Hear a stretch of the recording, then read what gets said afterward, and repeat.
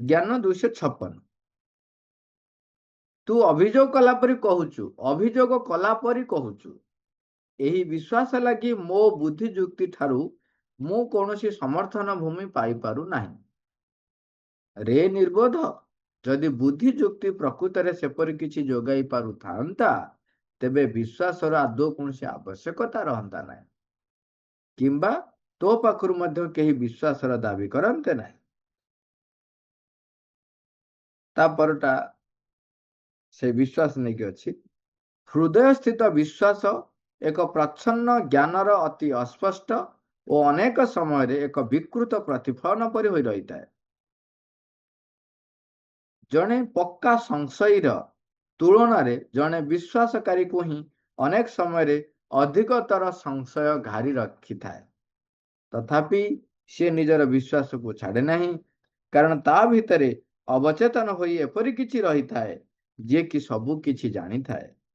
ତାହା ହିଁ ସେହି ବ୍ୟକ୍ତିର ଯୁକ୍ତି ଅସମର୍ଥିତ ବିଶ୍ୱାସ ଏବଂ ଅର୍ଦ୍ଧ ଆଲୋକିତ ସଂଶୟ ଗୁଡ଼ିକୁ ସହ୍ୟ କରି ନିଏ ଏବଂ ସେ ଆପେ ଯାହା ଜାଣିଛି ତାହାରି ଉଦ୍ଘାଟନ ଆଡ଼କୁ ତାକୁ ପରିଚାଳିତ କରି ନେଉଥାଏ।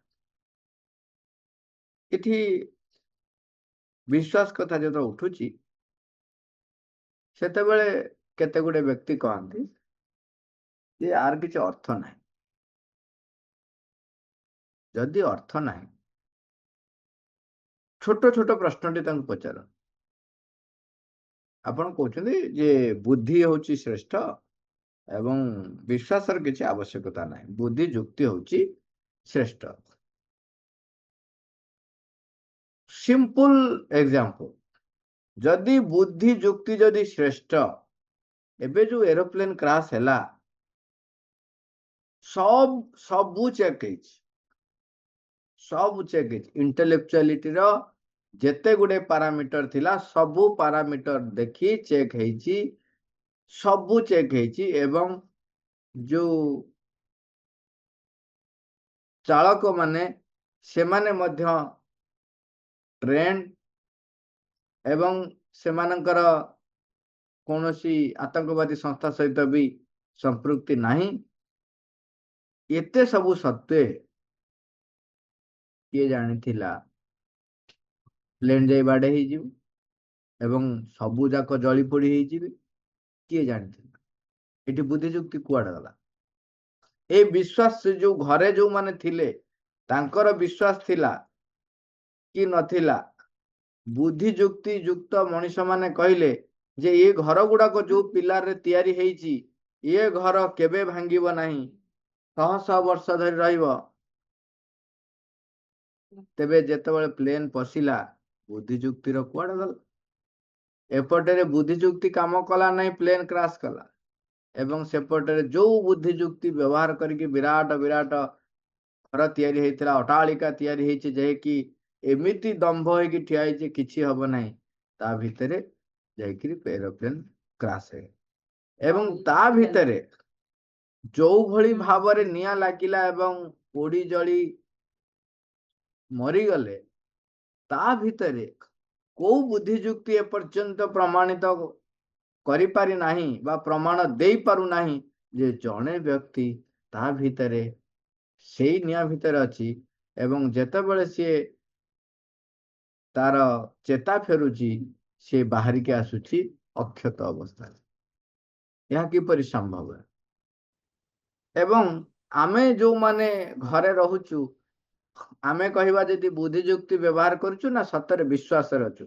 ଆମର ପ୍ରକୃତରେ ପ୍ରତ୍ୟେକ ବ୍ୟକ୍ତିର ବିଶ୍ୱାସ ଅଛି ଯେ ଇଏ ଛାତ ଭୁଷୁଡି ପଡିବ ନାହିଁ। ସମସ୍ତ ପ୍ରତ୍ୟେକ ବ୍ୟକ୍ତିର ବିଶ୍ୱାସ ଅଛି, ଯିଏ ବି ବୁଦ୍ଧି ଯୁକ୍ତିକୁ ବ୍ୟବହାର କରୁଛି, ସେ ବୁଦ୍ଧି ଯୁକ୍ତିକୁ ବ୍ୟବହାର କରିକି ବିଶ୍ୱାସ କରୁଛି ଯେ ନା ନା, ଇଏ ଯୋଉ ଭଳିଆ ଖୁଣ୍ଟ ତିଆରି ହେଇଛି, ଇଏ ଘର ଧଡକିରି ଗଳି ପଡିବନି, ଭାଙ୍ଗିବ ନାହିଁ। ସେଇଟାକୁ ହିଁ କହନ୍ତି ବିଶ୍ୱାସ। ଯଦି ବୁଦ୍ଧି ଯୁକ୍ତିକୁ ବ୍ୟବହାର କରିବ, ତେବେ ସେ ସବୁବେଳେ ଖାଲି ଏପଟ ସେପଟ ହବ। କାହିଁକି? ଆରେ ଏଇଭଳିଆ ଘର ତ ତିଆରି ହେଇଥିଲା, ସେଠି ଏରୋପ୍ଲେନ ଆସି ବାଡେଇ ହେଇଗଲା, ଅମୁକ ଜାଗାରେ ଭାଙ୍ଗିଗଲା, ସମୁକ ଜାଗାରେ ଭାଙ୍ଗିଗଲା। ଯେହେତୁ ବିଶ୍ୱାସ ଅଛି, ଆମେ ବଞ୍ଚିଛନ୍ତି। ତେଣୁ ଇଏ ଗଲା ବିଶ୍ୱାସର ସ୍ଥିତି ବିଷୟରେ କଥାଟା। ସେଥିପାଇଁ କହୁଛନ୍ତି ଯଦି ବୁଦ୍ଧି ଯୁକ୍ତି ଯଦି ସବୁ ଯୋଗେଇ ପାରୁଥାନ୍ତା ତେବେ ବିଶ୍ୱାସର ସ୍ଥାନ ନଥାନ୍ତା। ବୁଦ୍ଧି ଯୁକ୍ତି ନାହିଁ, ତେଣୁ ବିଶ୍ୱାସର ଦାବି ଅଛି, ଲୋକ ବିଶ୍ୱାସ କରନ୍ତି ଏବଂ ପ୍ରାପ୍ତ ହୁଅନ୍ତି। ଏପରିକି ଅନେକ ଉଦାହରଣ ଅଛି, ଆପଣ ଦେଖିବେ ଯେ ମାନେ ଜିତା ଜାଗତା ଦେଖିଛନ୍ତି ଲୋକ। ଜଣେ ବ୍ୟକ୍ତି ତାଙ୍କୁ ମଣ୍ଡା ପିଠାରେ, ସେ ସାଧୁଙ୍କର ନାଁ ମନେ ପଡୁନି, ମଣ୍ଡା ପିଠାରେ ତା ଶ୍ୱଶୁର ଘର ଲୋକ ବିଷ ପୁରେଇକିରି ଦେଇଛନ୍ତି, ସେ ତାକୁ ଖାଇଲେ ମରିବ। ମରିଲେ ସେ ତାଙ୍କ ଝିଅକୁ ଅନ୍ୟ ଜାଗାରେ ବିବାହ ଦେବେ। କାହିଁକି ନା ଇଏ ସାଧୁ ବୁଲା ଫକୀର ଭଳିଆ ବୁଲୁଛନ୍ତି, ସିଏ ଚାହୁଁନାହାନ୍ତି ଯେ ତାଙ୍କ ଝିଅ ତାକୁ ବିବାହ କରିକି ରହୁ। କାହିଁକିନା ବାପା ମା ଯେ ମୋ ଝିଅ ଟିକେ ଭଲରେ ଚଳିବ, ଏମିତି ଫକୀର ପାଖରେ ରହିବ, ଦିନେ ଖାଇଲେ ଦିନେ ଉପାସ ରହିବ, କୋଉ ବାପା ମା ଚାହିଁବେ? ତେଣୁ ସିଏ ସେୟା କରିଛନ୍ତି। କିନ୍ତୁ ଯିଏ ବିବାହ କରିଛି, ସିଏ ଜାଣିଛି ଯେ ସାଧୁ ବ୍ୟକ୍ତି କେତେ ମହାନ ସାଧୁ, ଏବଂ ସିଏ କଣ କରୁଛନ୍ତି, କୌଣସି କାରଣରୁ ଜାଣିଦେଲେ ଯେ ଏମିତି ମଣ୍ଡା ପିଠାରେ ବିଷ ଦିଆ ହେଇକି ମାରିବ ବୋଲି ପ୍ଲାନ୍ କରିଛନ୍ତି। ସିଏ ତ ତାକୁ ଯିବାକୁ ବି ଦିଆଯାଉନାହିଁ। ତେଣୁ ସେ କଣ କରୁଛି, ଗୋଟିଏ ମଣ୍ଡା ପିଠାରେ ତାଳପତ୍ର ରେ ଯୋଉ ଭିତରେ ଯୋଉ ଥାଏ, ଯୋଉଟା ତାଳପତ୍ର ନୁହଁ, ତାକୁ ଏଠି ବ୍ୟବହାର କରନ୍ତି ଯେମିତି, ସେ ତାଳପତ୍ରରେ ଖୋଦେଇ କରି ସେ ଲେଖୁଛି ଯେ ଏଇ ଯୋଉ ମଣ୍ଡା ପିଠା ହବ ତା ଦେହରେ ବିଷ ମିଶା ହେଇଛି, ଆପଣ ଖାଇବେ ନାହିଁ। ତାକୁ ସିଏ ମଣ୍ଡା ପିଠା ତିଆରି କଲା ବେଳେ କହୁଛି ମୁଁ ଗୋଟେ ତିଆରି କରିଛି, ହଉ ଗୋଟାଏ ଦଉ, ଆଉ ତ ଅନ୍ୟ ସବୁ ମଣ୍ଡା ପିଠା ଗୁଡାକରେ ବିଷ ଦିଆ ହେଇଛି, ତାଙ୍କର ଯୋଉମାନେ ସବୁ ରେଡି କରିଛନ୍ତି। ସିଏ କଣ କଲା, ତା ମଣ୍ଡା ପିଠାଟାକୁ ଉପରେ ରଖିଲା। ହଉ ଖୁସିରେ ଦଉ, ଆଜି ତ ଲାଷ୍ଟ। ଆଉ ତାପରେ ତାଙ୍କର ଅଭ୍ୟାସ ଆଣିଲେ, ଖାଦ୍ୟକୁ ଆଗ କୃଷ୍ଣକୁ ଆଗ ଅର୍ପଣ କଲେ, ଭଗବାନଙ୍କୁ ଅର୍ପଣ କରି ସାରିଲା ପରେ ତାପରେ ଖାଇବାକୁ ଗଲେ, ଯେ ପ୍ରଥମ ମଣ୍ଡା ପିଠାଟା ଉପରେ ଥୁଆ ହେଇଛି, ତାକୁ ଯେତେବେଳେ ଖୋଲିଲେ ତା ଦେହରେ ତାଳପତ୍ର ଟା ବାହାରିଲା, ଲେଖା ହେଇଛି ଯେ ଆ ଭିତରେ ବିଷ ମିଶା ହେଇଛି, ତମେ ତାକୁ ଖାଅ ନାହିଁ। ସିଏ କହୁଛି ବର୍ତ୍ତମାନ ମୁଁ ଯୋଉଟା କୃଷ୍ଣକୁ ଅର୍ପଣ କରିଦେଇଛି, କୃଷ୍ଣ ତାକୁ ପାଇ ସାରିଛନ୍ତି, ସେ ତ ପ୍ରସାଦ ହେଇଯାଇଛି, କୃଷ୍ଣ ଯାହାକୁ ଖାଇଛନ୍ତି ମୁଁ କେମିତି ଖାଇବି ନାହିଁ? ତାଙ୍କର କୃଷ୍ଣଙ୍କ ଉପରେ ଯୋଉ ବିଶ୍ୱାସ, ଖାଇଲି ଏବଂ ଖାଇକି ଆରାମ ସେ ତାଙ୍କର ଶୋଇଲେ।